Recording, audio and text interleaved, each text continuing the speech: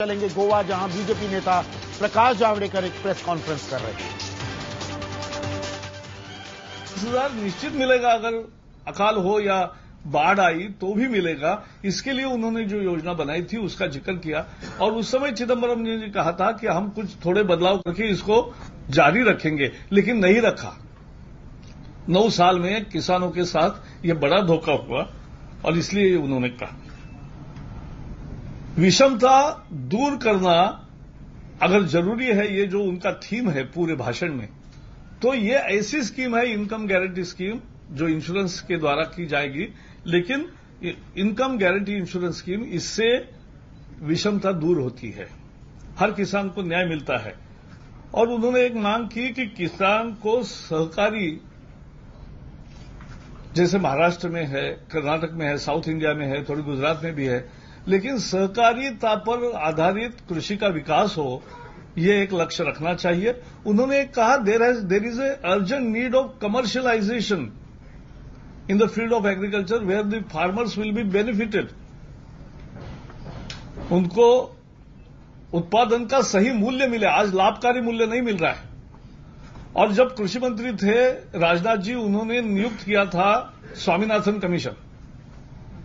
Swaminathan commission ने एक formula दिया है लाभकारी मूल्य का कि जितनी लागत का खर्चा है, उत्पादन का जितना भी खर्चा है, उससे अधिक 50% यानी 1.5 गुना दे दो तो वो लाभकारी मूल्य है। लेकिन ये 1.5 गुना देने वाली बात केंद्र सरकार ने कभी स्वीकार नहीं की और इसलिए आज संकट है किसान के सामने, खेती के सामने, कि उसका उपज का खर्चा तो बहुत बढ़ रहा है लेकिन उस मात्रा में एमएसपी नहीं बढ़ रही है। और एमएसपी और उत्पाद लागत का खर्चे का अंतर बहुत अब कम हो गया, लगभग समाप्त हो गया। तो ये जो एक कृषि के व्यवस्था के लिए 4 बिंदु उन्होंने बताए, मुझे लगा बहुत महत्वपूर्ण है। फिर उन्होंने अभी जो फिलहाल नक्सलवादियों ने जो हमला किया, माओवादियों ने, उसका जिक्र किया। जो उसमें लोग, नेता और पुलिस कर्मी जो उसमें हताहत हुए, उनके प्राण गए, तो उनके लिए संवेदना प्रकट की, श्रद्धांजलि दी। और उन्होंने आरोप लगाया कि ये माओवादियों का जो कार्रवाइयां बढ़ी है पिछले 9 साल में, इसका कारण एक तरह से आइडियोलॉजिकल एक संरक्षण कांग्रेस के राज में नक्सलवादियों को मिला है। यह बहुत गंभीर आरोप है, क्योंकि उन्होंने उदाहरण दिया, प्लानिंग कमीशन में रखे विनायक सेन को हो या हर्ष मंदर को एनएसी में रखा, जिस तरह से सोनिया, दिग्विजय सिंह और सब बोले हैं, तो उसके कारण एक तरह से विचारधारा को बल दिया कांग्रेस ने अपने एक्शन से। और इसलिए उन्होंने कहा है कि अब बैठक है 10 तारीख को सभी दलों की। उन्होंने जिक्र किया कि अब केवल सर्वदलीय बैठक से काम नहीं बनेगा जब तक कि केंद्र सरकार एक कॉम्प्रिहेंसिव एक्शन प्लान नहीं बनाती, तब तक ये नक्सलवाद की समस्या हल नहीं हो सकती। उन्होंने इसका भी जिक्र किया कि उल्टा चोर कोतवाल को डांट रहा है, कि संसद अड़ियल रूप कांग्रेस का था जिसके कारण काम नहीं हुआ संसद में, और कांग्रेस बीजेपी को ही दोष दे रही है।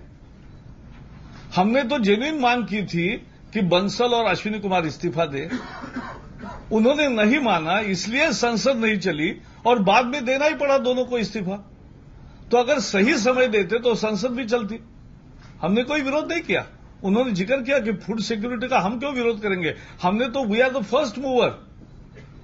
छत्तीसगढ़ में सबसे बढ़िया पीडीएस और खाद्य सुरक्षा पहले ही कानून बन चुका है और लोगों को लाभ मिल रहा है। इट्स ए कॉम्प्रिहेंसिव स्कीम, और इसलिए हमने तो करके दिखाया है। अगर गरीब तो उनको कांग्रेस को उसका अनुकरण चलना चाहिए, संसद हमने नहीं रोकी। उन्होंने जो वादे कांग्रेस ने किए थे कि 100 दिन में हम कम करेंगे महंगाई, नहीं हुई। आज भी लोगों को खा रहे हैं, 4 साल हो गए। लगातार ऐसी महंगाई, दुनिया में मंदी के कारण सभी देशों में महंगाई के दरों में कमी आई है, ऐसे में भारत में ही बढ़ रहा है। तो ये उन्होंने इंगित किया, चिन्हित किया और तेलंगाना की मांग का फिर से समर्थन करते हुए उन्होंने कहा कि अटल जी के नेतृत्व में हमने 3 राज्यों के निर्माण का वादा किया था, वो पूरा किया। तो वैसे ही तेलंगाना का वादा किया था, वो तुरंत पूरा करो, क्योंकि 2004 के चुनाव में, 2009 के चुनाव में कांग्रेस ने वादा किया और बदल गए, धोखा दिया, और इसलिए तेलंगाना का किया। उन्होंने चीन का, पाकिस्तान का जिक्र किया, आपको सभी लिखित मिलेगा।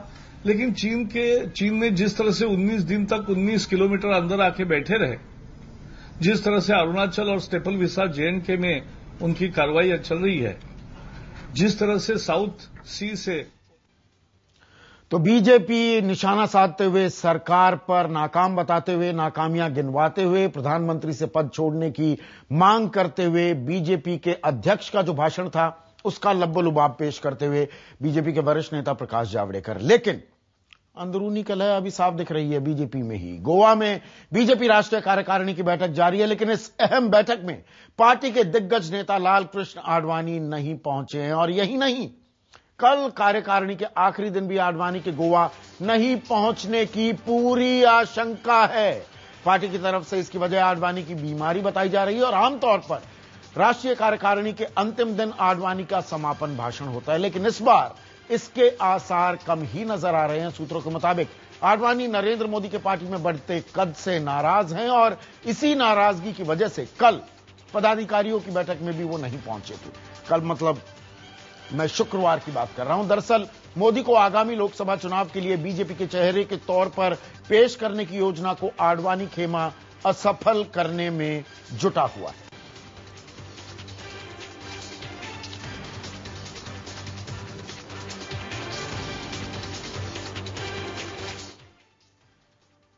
हमें कोई नामोनिया नहीं हुआ है, मैं परफेक्ट हेल्थ में हूं, बिल्कुल स्वस्थ हूं, लेकिन गोवा नहीं जाने के और भी कई कारण हो सकते हैं, जिसके चलते मैं गोवा नहीं गया हूं। और आप लोग तरह तरह के कयास लगा रहे हैं, उसको लगाते रहिए अपने ढंग से, मुझे आगे कुछ नहीं कहना।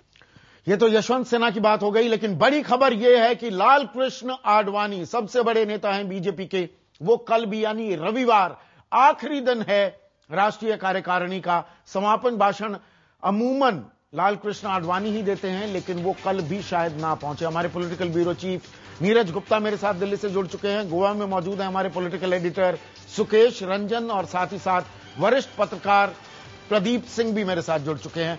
नीरज, क्या वजह बताई जा रही है? देखिए संदीप, जो वजह बताई जा रही है वो ये कि जो पेट का बुखार लाल कृष्ण आडवाणी को कल हुआ था, वो डॉक्टरों का कहना है कि अभी पूरी तरह ठीक नहीं हुआ है और लिहाजा डॉक्टर आखिरी वक्त पर ये कॉल लेंगे। आज सुबह 10 बजे उनका चार्टर विमान दिल्ली एयरपोर्ट पर तैयार खड़ा था जब उन्हें जाना था। ये आधिकारिक तौर पर आडवाणी की तरफ से ये बताया जा रहा है, लेकिन डॉक्टरों ने मना कर दिया। अब जो कल की जो ये एक, अगर हम कल से अब तक के पैटर्न को देखें तो मुझे लगता है कि आडवाणी कल भी नहीं जाएंगे, क्योंकि कल भी दोपहर बाद ये इशारा आना शुरू हुआ था कि तबीयत के चलते आडवाणी पहले दिन जाएंगे या नहीं जाएंगे, इस पे सस्पेंस बना हुआ है। और अब भी आधा दिन बीत चुका है और अब आडवाणी खेमे की तरफ से, आडवाणी से जुड़े करीबी लोगों की तरफ से ये कहा जाने लगा है कि कल के जाने को लेकर भी डॉक्टर्स आखिरी कॉल लेंगे। लिहाजा अब कल जाएंगे या नहीं जाएंगे, इस पर भी सस्पेंस बन चुका है। जी सुकेश, गोवा में किस तरह की सुगबुगाहट है? और अगर लाल कृष्ण आडवाणी खुद एक बयान दे दें तो क्या ये जो सस्पेंस बन रहा है और जो बीजेपी कह रही है कि नहीं ये तो मीडिया ट्रायल चल रहा है, मीडिया बात का बतंगड़ बना रहा है, तो ये सारी बातें क्या खत्म नहीं हो जाएंगी?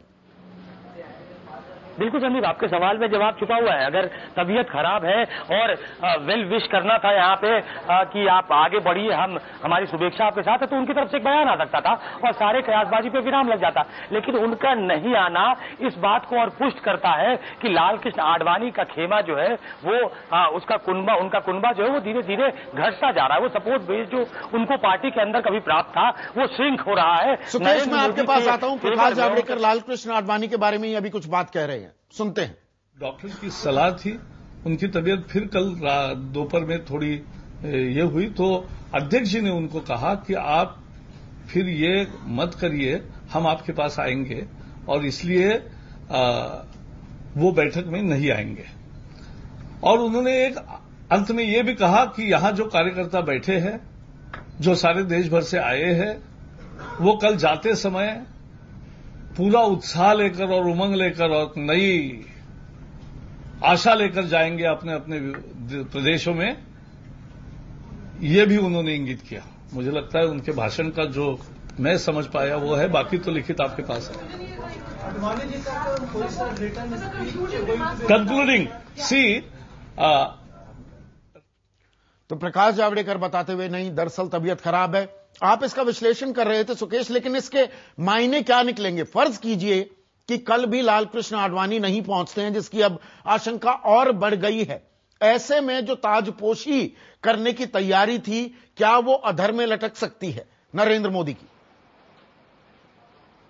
यही परीक्षा शुरू होती है राष्ट्रीय अध्यक्ष की। कहा यह जा रहा है कि संघ की तरफ से उनको हरी झंडी है। बीजेपी का एक बड़ा धड़ा इसके लिए तैयार है कि नरेंद्र मोदी के नाम की घोषणा आप कर सकते हैं। अब बहुत ज्यादा देर हो रही है, अब देश को एक नेतृत्व देने की जरूरत है और इसमें विलंब नहीं होना चाहिए। अब राष्ट्रीय अध्यक्ष को यह तय करना है कि क्या यह मुफीद वक्त है, क्या वो ऐसे लोगों को जो आडवाणी के कैंप के लोग अभी भी उनके साथ हैं, जैसे सुषमा स्वराज हैं, क्या उनको नाराज कर सकते हैं? क्या आडवाणी को नाराज करके एक पोजीशन ले सकते हैं? इसमें कहा जा रहा है और जो नरेंद्र मोदी कैंप के लोग हैं वो ये कह रहे हैं कि ये अध्यक्ष की परीक्षा है अब, कि क्या अपने नेतृत्व क्षमता का परिचय देते हैं वो, कि आखिर एक डिसीजन उनको लेना पड़ेगा जब वो ड्राइवर सीट पे बैठे हैं। जिस तरीके से लाल कृष्ण आडवाणी ने स्किप किया है, यहां के लोग भले ही कैमरे पे वो कहें उनकी तबीयत खराब है, लेकिन यहां के लोग मान रहे हैं कि आडवाणी को ये लगने लगा था कि इस बार नरेंद्र मोदी को आगे प्रोजेक्ट किया जाएगा।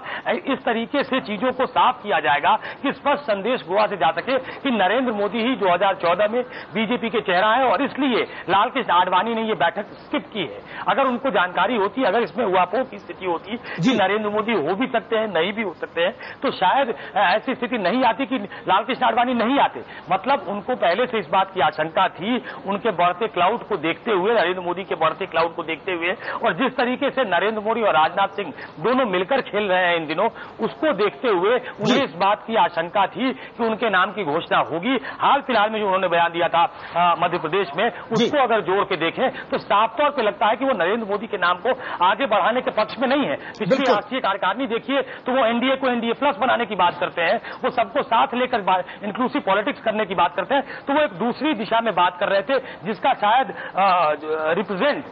शायद रिप्रेजेंट मोदी नहीं करते हैं। बिल्कुल, तो ये सबसे बड़ा पॉलिटिकल टेस्ट भी होने वाला है राजनाथ सिंह का भी उनके राजनीतिक करियर में। प्रदीप जी, ये महज अहम की लड़ाई है या ये एक वैचारिक लड़ाई भी बनकर उभर रही है कि लाल कृष्ण आडवाणी ये कह रहे हैं कि सिर्फ हिंदुत्व के नाम पर, कट्टरवाद के नाम पर आप देश की सत्ता पर काबिज नहीं हो सकते हैं? क्या गाहे बगाहे इस जाने ना जाने के संशय के बीच वो ये संकेत भी दे रहे हैं? नहीं, बिल्कुल नहीं संदीप जी। और ये संकेत अगर लाल कृष्ण आडवाणी दें तो मतलब इसे राजनीतिक विडंबना ही कहा जाएगा, जिनकी पहचान ही हिंदुत्ववादी राजनीति के लिए है। आज नरेंद्र मोदी जो एक नरेंद्र मोदी के रूप में पैकेज है सामने, उसमें सबसे बड़ा मुद्दा गवर्नेंस का है, विकास का है। नरेंद्र मोदी अपने साथ जो पैकेज ला रहे हैं, जिसकी वजह से उनकी इतनी लोकप्रियता है, वो केवल हिंदुत्व के मुद्दे की वजह से नहीं है, वो निश्चित रूप से उसका भी उसमें योगदान है, लेकिन उससे बड़ा मुद्दा गवर्नेंस का है। और उसको बरक्स रखिए इसके 9 साल के यूपीए के शासन के, मनमोहन सिंह के नेतृत्व के प्रधानमंत्री के रूप में, उससे लोग जब तुलना करते हैं तो नरेंद्र मोदी उनको एक डिसाइसिव लीडर, एक प्रो ग्रोथ लीडर जी, एक अच्छी गवर्नेंस देने वाले। तो ऐसे में प्रदीप जी 33 साल जो पार्टी आपने खड़ी की, मैं सिर्फ बीजेपी की बात कर रहा हूं, उसी इमारत की नींव क्या आप कमजोर नहीं कर रहे हैं, ना जाकर या सीधे सीधे बात अपनी ना कहकर?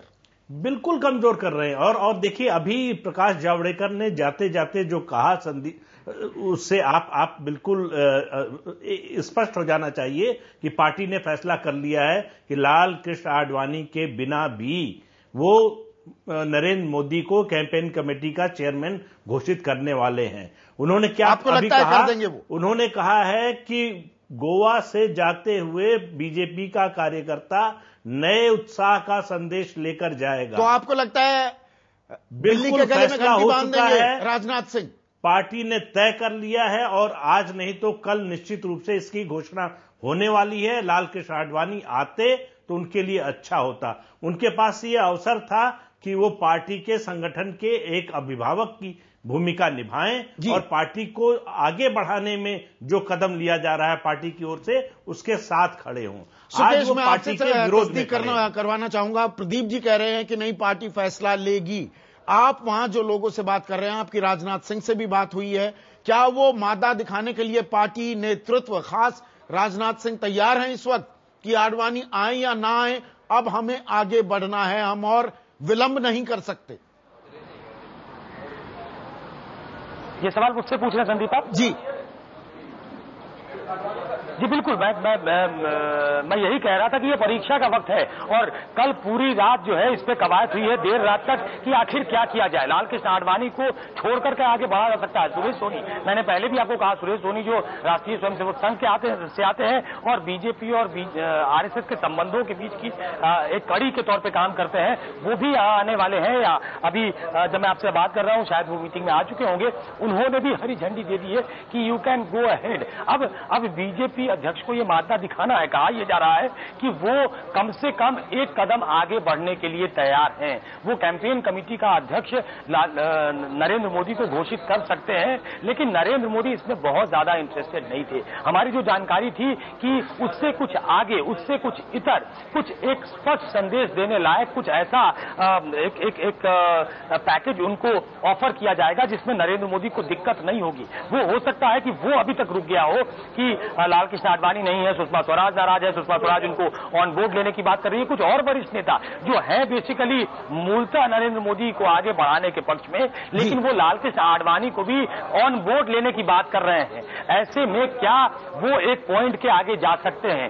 क्या नरेंद्र मोदी को कैंपेन कमेटी का चीफ बनाने के इतर भी कुछ ऐलान हो सकता है? उसमें अभी शक लग रहा है, लेकिन ये जरूर है कि जो दबाव है इसमें राजनाथ सिंह कम से कम इतना करेंगे, ऐसी लोगों की अपेक्षा है। बिल्कुल, आप इसको ट्रैक करते रहिए।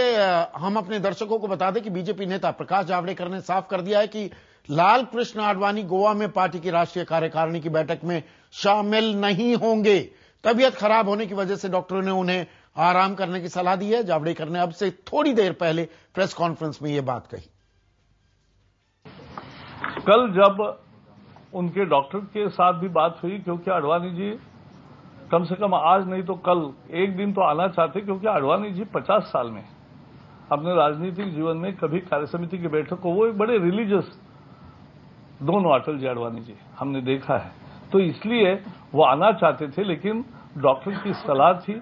उनकी तबीयत फिर कल दोपहर में थोड़ी ये हुई, तो अध्यक्ष जी ने उनको कहा कि आप फिर ये मत करिए, हम आपके पास आएंगे, और इसलिए वो बैठक में नहीं आएंगे। तो बैठक में नहीं आएंगे लाल कृष्ण आडवाणी। वैसे कल क्या होता है, राजनीति में कुछ भी पलट सकता है 24 घंटे में, यह भी देखने वाली बात होगी। एक छोटा सा ब्रेक लेंगे, ब्रेक के बाद भी खबरों का सिलसिला जारी है।